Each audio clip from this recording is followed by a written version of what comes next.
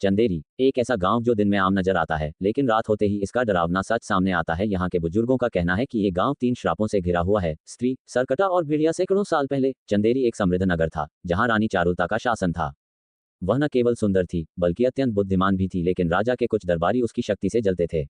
उन्होंने एक तांत्रिक की मदद से रानी पर काला जादू कर दिया, जिससे वह एक रात रहस्यमय तरीके से गायब हो गई। जब स्त्री का खौफ बढ़ने लगा तो राजा ने एक तांत्रिक को बुलाया। तांत्रिक ने एक अनुष्ठान किया, लेकिन वह सफल नहीं हुआ। अनुष्ठान के दौरान तांत्रिक ने गलती से एक और आत्मा को जगा दिया, सिरकटा, जो बिना सिर का एक राक्षस था। अब गांव पर 2 भयंकर शक्तियां मंडराने लगीं, स्त्री जो सिर्फ पुरुषों को उठाती थी, और सिरकटा जो किसी को भी मार सकता था। गांव के लोग घबराकर जंगलों में भागने लगे, लेकिन असली खतरा तब सामने आया जब उन्हें एहसास हुआ कि जंगल में एक और दैत्य छुपा है, भेड़िया। कुछ समय बाद गांव में एक डरावनी घटना होने लगी। हर अमावस्या की रात कोई न कोई आदमी गायब हो जाता और सिर्फ उसके कपड़े बचते। गांव के लोग कहते कि ये रानी चारुलता का श्राप था, जो अब स्त्री बन गई थी। गांव से कुछ ही दूर एक घना जंगल था, जहां रात में अजीब आवाजें आती थीं। कुछ शिकारी कहते थे कि वहां एक अजीब प्राणी रहता था, जो इंसान भी था और जानवर भी, भेड़िया।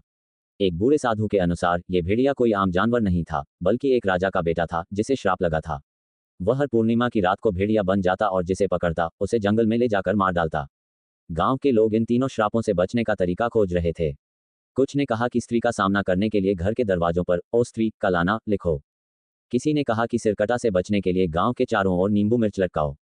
और कुछ ने कहा कि भेड़िया को रोकने का एक ही तरीका था, उसे उसके असली रूप में वापस लाना। गांव के सबसे बहादुर योद्धा अर्जुन ने तय किया कि वह इस रहस्य को सुलझाएगा। उसने जंगल में जाकर भेड़िया को पकड़ने की कोशिश की, लेकिन जब उसने भेड़िया की आंखों में देखा तो उसे एहसास हुआ कि ये कोई आम दानव नहीं, बल्कि एक दुखी आत्मा थी जो मुक्ति चाहती थी। अर्जुन ने गांव के सबसे बुजुर्ग साधु से मदद मांगी। साधु ने कहा कि अगर किसी ने निस्वार्थ भाव से इन तीनों को मुक्ति दिलाने की कोशिश की तो श्राप टूट सकता है। अर्जुन ने एक खास अनुष्ठान किया, जिसमें उसने स्त्री, सिरकटा और भेड़िया तीनों को बुलाया।